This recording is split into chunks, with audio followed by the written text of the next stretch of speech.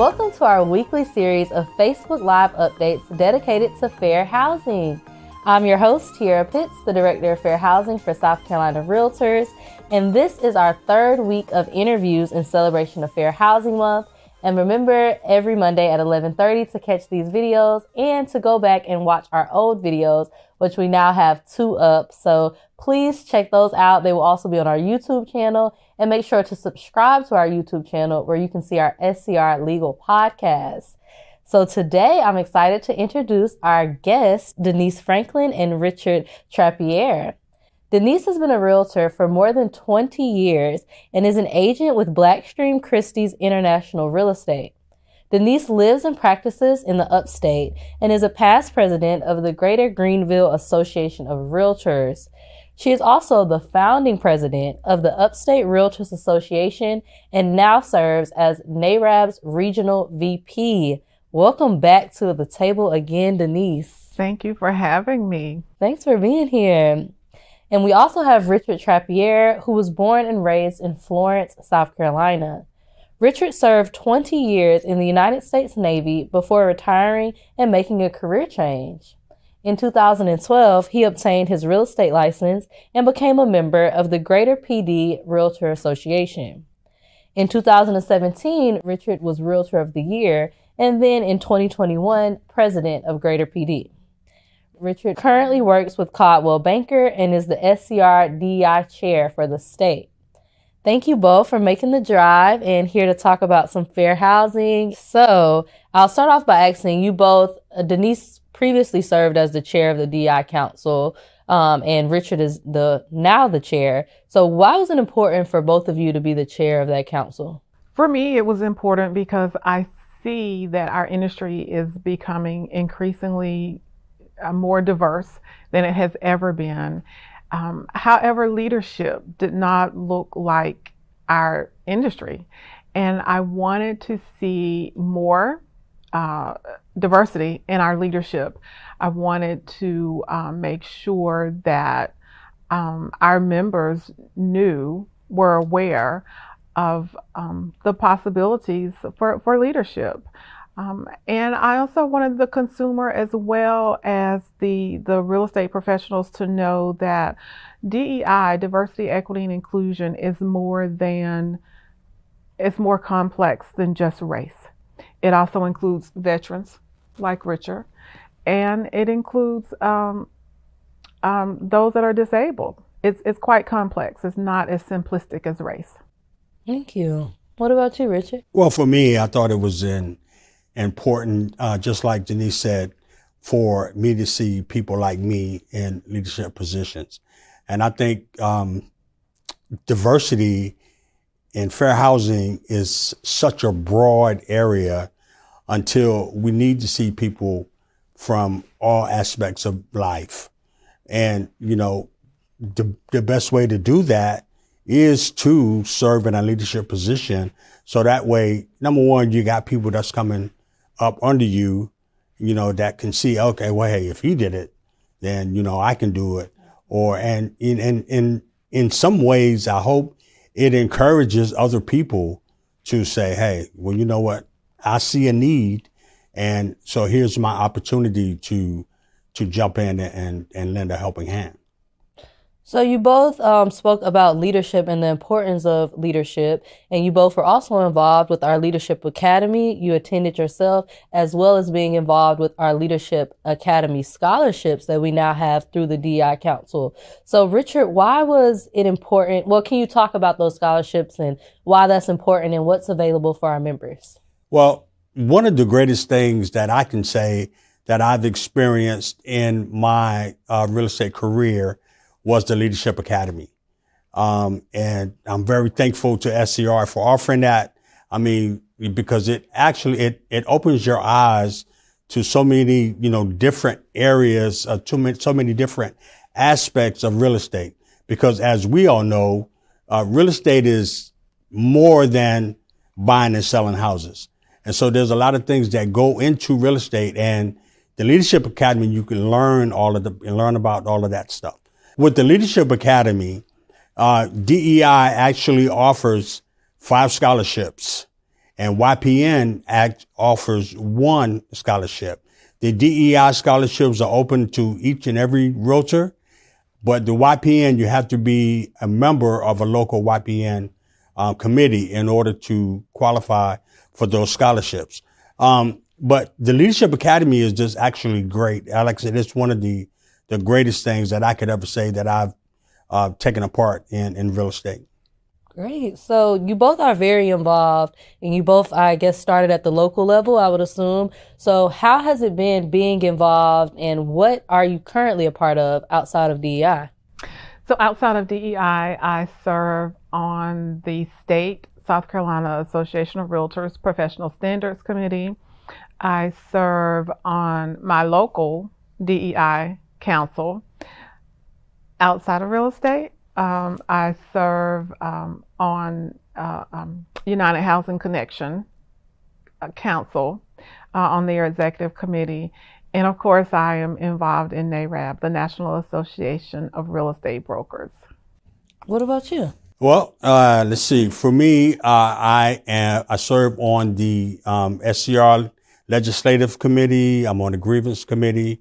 I am the SCR Safety Council representative, and I serve on the NAR, National Realtors Association Safety Council. Locally, I'm a part of the RPAC committee and a part of the local DEI committee. And I volunteer outside of real estate. I volunteer some with the local Boys and Girls Club, and very active in my church.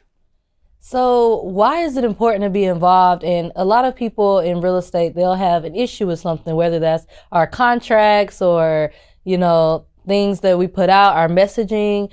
How is it a tool to actually be involved in these committees to get your voice heard? By being involved, is just what you said, Tiara. You get your voice heard. You are on the cutting edge. You're on the front side of what's happening. I remember last year when we were reviewing the Spanish contract, I would not have known, and I've had the opportunity to use the Spanish contract with my team member, but had I not been involved, I would not have known about the Spanish contracts. I would not have had input.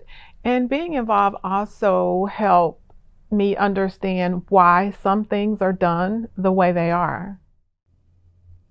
I feel if you're not involved, then you can't complain about what happens and what's going on.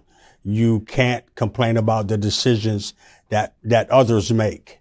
And so it's just the same as voting. If you don't like a certain candidate and that candidate gets elected, then, that's partially, your fault because you didn't exercise your right to vote.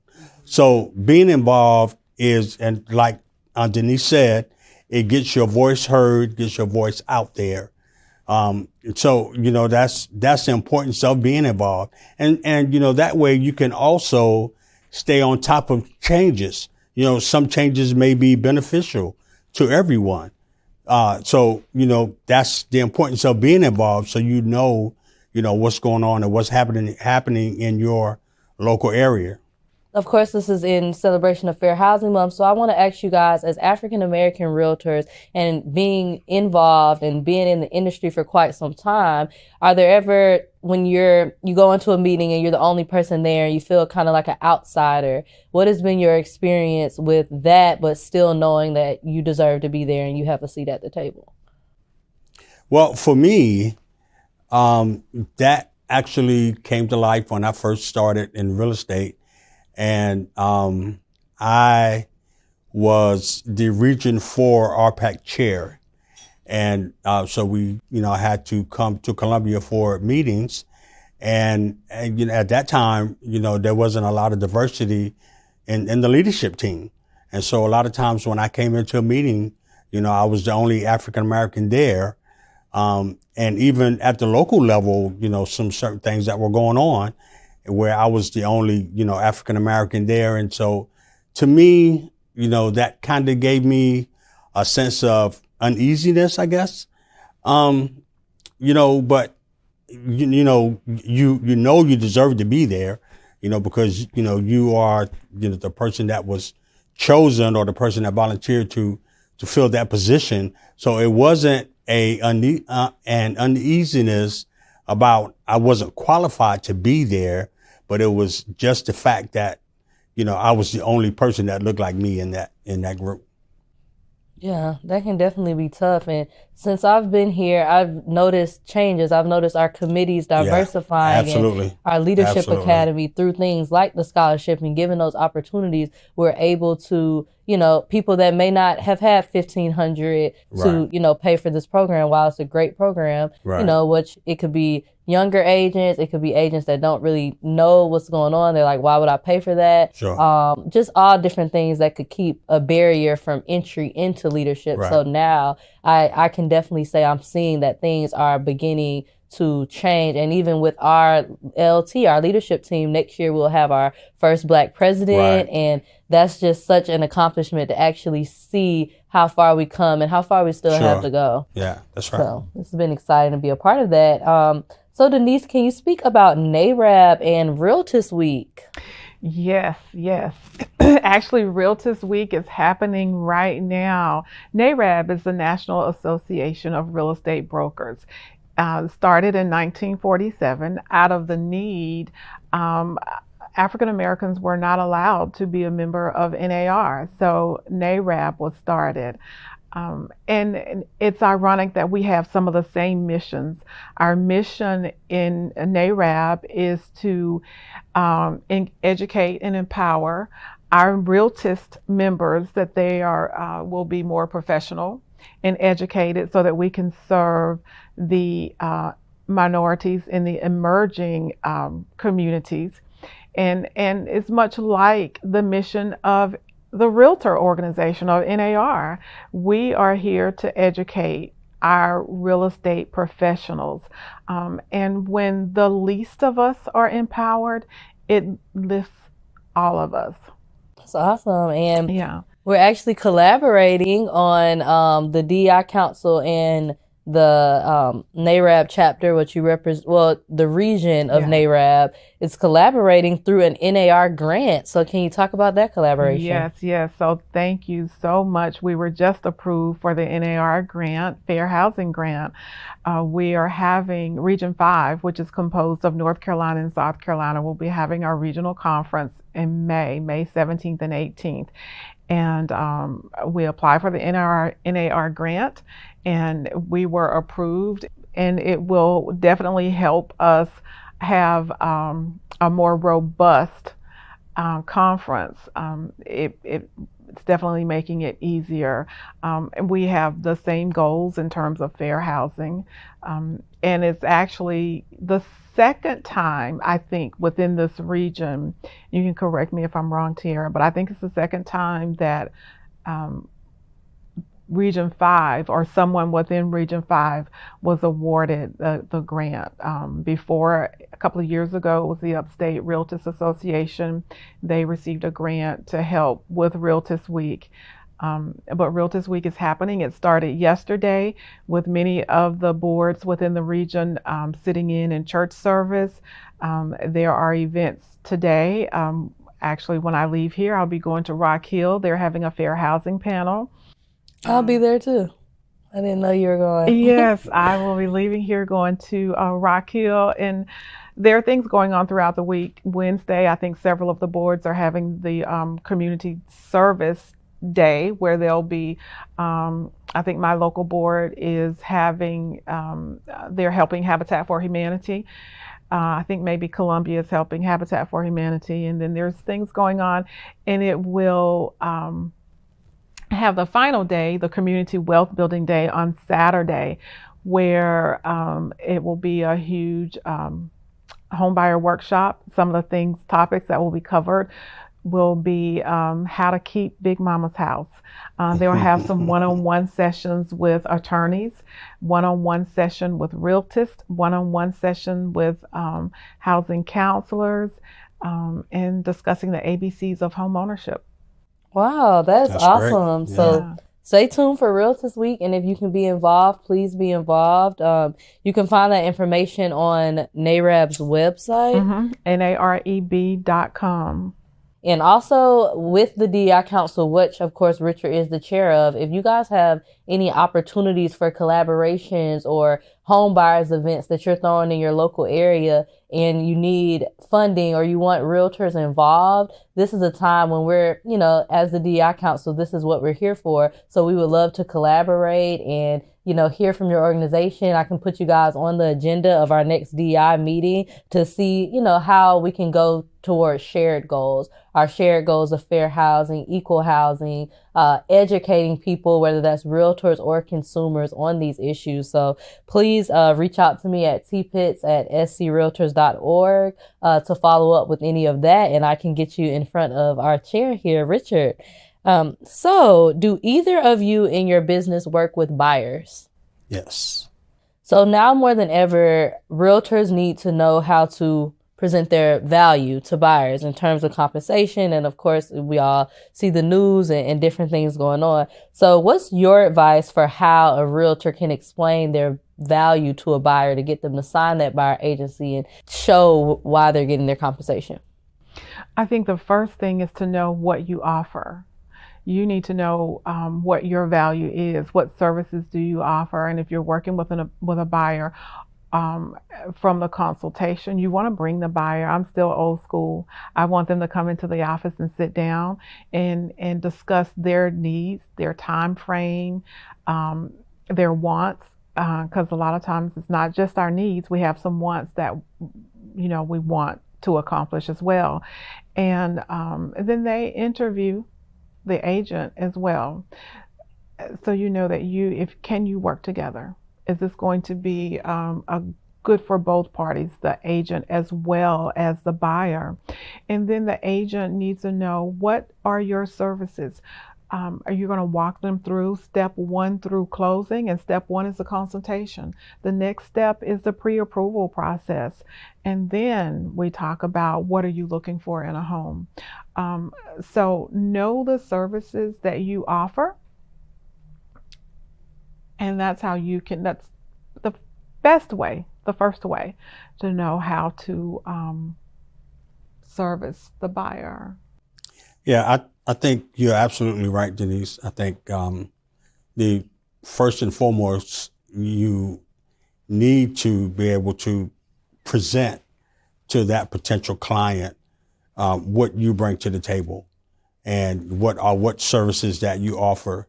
But also, to take it a step further, you need to be able to, show them why it's important to work with a realtor as opposed to buying a for sale by owner.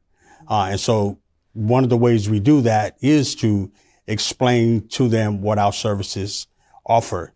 The other way is to show ourselves as being expertise in the real estate industry. And so what that means is that we can explain things to them that they may not have thought about. Some situations that they may not encounter, but they also may encounter. So, number one is to show your value, show what you can do and what you offer and what you bring to the table, but also make them confident that you are the right person that can lead them through that process. And I think the big topic here lately has been compensation. Sure. And what I would not like to see a buyer do or consumer do is to enter into the home buying market and say, I'll just go straight to the seller. Right. Then I don't have to worry about paying an agent. Mm-hmm. And it's pay me now or pay me later. Right. So when you sit down and talk with the real estate agent, we can explain to you why, as a buyer, whether it be a first-time home buyer or we're re-entering the market after having been there before, mm-hmm. why it's important to have an agent and how maybe we can navigate the compensation conversation. How can we work around that? No agent is working for free, I don't think. But let us show you how we can benefit you and how it's detrimental to you not to be represented. Right. And that is so important, for that buyer to have their own representation. Because if you decide just to go with the seller's agent, that seller's agent may not, even though, contractually he's obligated to do certain things for you, but where is his allegiance really going to lie? All realtors have to be fair and honest. We cannot mislead the buyer. Right. But there's a little more involved than Sure. being fair and honest, right? Absolutely. So it's to the buyer's advantage to be represented Right. by an agent. That's right. Even if you're buying new construction Mm-hmm. and you happen to walk into that model home and it looks good and the Mhm. on-site agent is doing a fantastic job Mhm. at selling that product, you still need Still need your own representation. representation. And Yeah. there's so many of us. All agents are not created equal, Right. but there are so many realtors out here. I would say, please, if you're thinking about purchasing a home, speak with a realtor first. Right. That's the biggest purchase that most of us will ever make. Yeah. So go into the office or click on the Zoom link and have a conversation with that agent.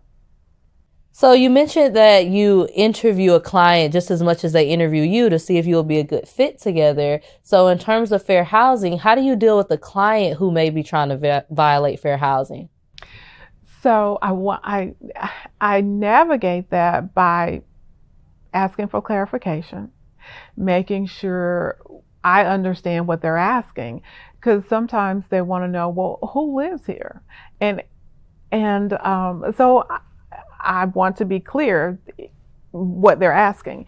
And if it is a question on who's living there and I'm certain that it's a violation, then I reiterate to them fair housing laws. And if they're insistent on something that is a violation, then at that point we have to make the decision to end the relationship. Because my license is worth more than one transaction.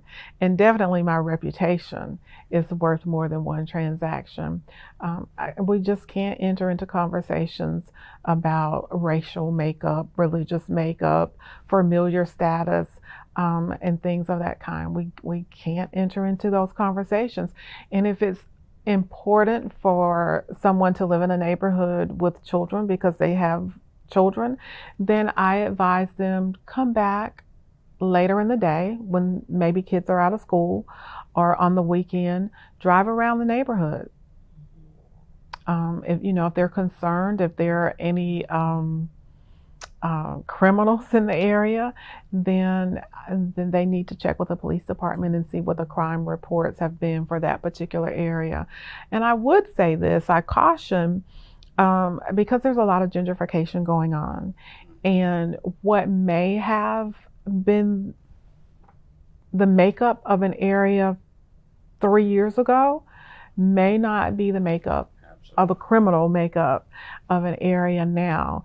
So take all of that information with a grain of salt. But if that's important, if sex offenders, whether there's a sex offender in a neighborhood is important, then check the register, because that information as realtors we cannot provide. Right. Do you have anything to add to that? She said it perfectly.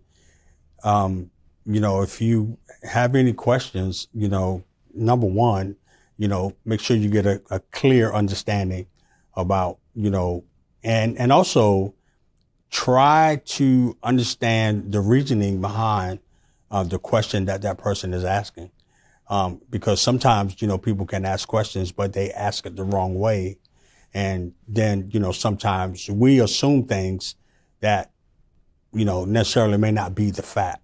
But again, that goes back to, fair housing laws, and do we understand our fair housing laws and, what we are actually trying to convey to that buyer or to that customer at that time. thank you for those best practices, both of you. It seems like y'all are doing things the way they should be done. So what are some issues that your clients are facing in terms of fair housing? I think one issue that we probably don't really think much about, because new construction controls the market or is controlling the market. South Carolina is a buyer's choice state. And what I mean by that is the buyer has the right to select the closing attorney. The seller can suggest which closing attorney that you use, but South Carolina is a buyer's choice state. So that's one that could be kind of questionable. I think mostly what I see is the buyers assuming that they can't live in a certain neighborhood, and not necessarily because of price, but because of HOAs and things of that nature. And so I think that's what I see the most, and just thinking that, well, the HOAs are, so strict that, that I can't live there. And I, explain to them, if your money can buy it, you can live there. Right. One, I think another unspoken is sometimes we'll find a seller that doesn't want to accept a government loan. And the one that had me most perplexed is they don't want to accept contracts written by a veteran if they're getting a VA loan. And I don't understand that. So when I first got in the business, I could understand, because VA loans had discount points and the seller had to pay those discount points. Right. The seller had to pay for the CO 100, or better known as a termite inspection. But I've not had a VA loan or a veteran have required discount points in, I know, at least 15 years. So that one is one that we see often. And sellers feel like if it's a government loan, meaning FHA, rural housing, or VA, then the appraisal will come in lower or be stricter. And oftentimes they don't want to accept that, or one with down payment assistance. Right. So those are probably the ones that we see. If we're in a multiple offer situation, they're less likely to accept those. Yeah. So you brought up a great point with the VA loans. Based on the proposed settlement, that of course is not all the way official yet, but the proposed settlement will have negative effects on VA loans based on a VA. When you have a VA loan, you cannot pay a buyer's agent. That's my understanding of it. Right. So that could have effects of a person with that type of loan not being able to get the best service and the best agents. So that's definitely something we're going to be keeping an eye on and seeing what we can do, and any lobbying, and NAR, of course, is already, lobbying for this and has been for a number of years. And Richard, I know that you are actually retired military. So what was it like, your transition from military to real estate? Going from the military to real estate, it was an easy transaction in terms of how do you deal with people and how do you work with people, because in real estate, just like in the military, you are exposed to a large, diverse group of people, and so you have to learn how to deal with people. People from the South, people from the Midwest, people from the Northeast, from the West Coast. People from other countries, where sometimes language may be a barrier. And so it also, the military kind of set the groundwork for how I work my business as opposed to, or not opposed to, but how I work my business and showing up on time, my word being my bond, how to, don't accept everybody's answer, for whatever situation you may have. It taught me to do my background work, to do my background investigating. And so, but as far as the transition itself was easy as opposed, but one thing where it was a little more difficult, in the military, you always knew where you could find the answer. That may not be the case, sometimes in civilian life, so you may have to do a little more research, a little more work. But that's a great question, because a lot of veterans and even, people, not necessarily going into the real estate industry, especially if you've been in the military, like I have for 20 years, that is a scary time because you've been doing one thing for so long. And so now all of a sudden that thing is not there anymore. So now you have to adjust to basically a whole new way of life. And, my wife, she always tried to warn me, hey, civilian life is not like military life. I'll be all right. But when I was faced with it, she was right. She was absolutely right. Because, military life, everybody had something in common. And, everybody had a common goal, so to speak. And so, but once you got into civilian life, all those barriers are off. And, so people are more so off for themselves as opposed to, everybody is working toward one common goal. So would you suggest this as a career option for people who are transitioning out of the military? Yes, I would, but only for certain people. Everybody is not cut out for real estate life. Number one, you have to be disciplined enough to be able to run your business.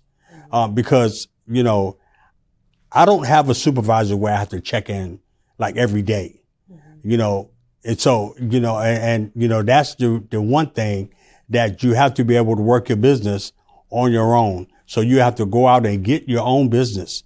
And so, it may not be for everybody, but I would definitely recommend someone from the military transitioning, because real estate is a great career. Well, thank you for that. So my last question will be, looking ahead, what are your hopes for the future of fair housing in South Carolina and in general in our industry?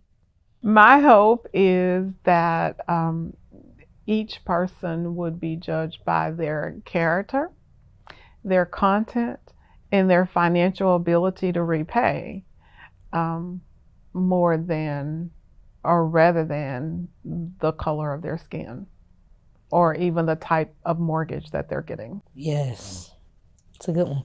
I think my goal, I guess you would say, is that everyone be educated and be able to make an informed decision on whether they would want to buy a house or not, and not, assume that they can't they can't because of, color of skin or some of those other things. So, but my thing is, education is that the buyer is able to make an informed decision to realize that, hey, is this what I want to do? Is this what's right for me? And not have someone tell you that it's not right for you because of color of skin or, any of these other barriers that are out there. One of the other things that I would like to see too is more toward the lending side. It's just if we could get back to common sense. Everything, an algorithm can't always determine. Right. It doesn't always paint a true picture. So if we could get back to common sense lending. If a person changed jobs, they've had consistent employment for 2 years or more. Right. But if they change jobs, if a different line of work, but they're making more money, they decided to leave one job for another because it's more money, and now they have to be on that job for 2 years. 2 years, yeah. Well, thank you both for giving that advice, and I hope that both of those goals and dreams come true for the future of our industry. And Richard, again, thank you for your service and being a veteran, and Denise for all that you do with our association and advocating for people. And, you both are at the table and making those changes and being a part of committees, being a part of RPAC, really advocating for a lot of realtors. I just thank you for all of your work and your community service and for making the drive here whenever I need y'all. So that is another episode of our Fair Housing Weekly Facebook Live series. We will be back next Monday at 11:30, and please subscribe to our Facebook page and our YouTube channel where you can get more content just like this. And until next time, I'll see you next week.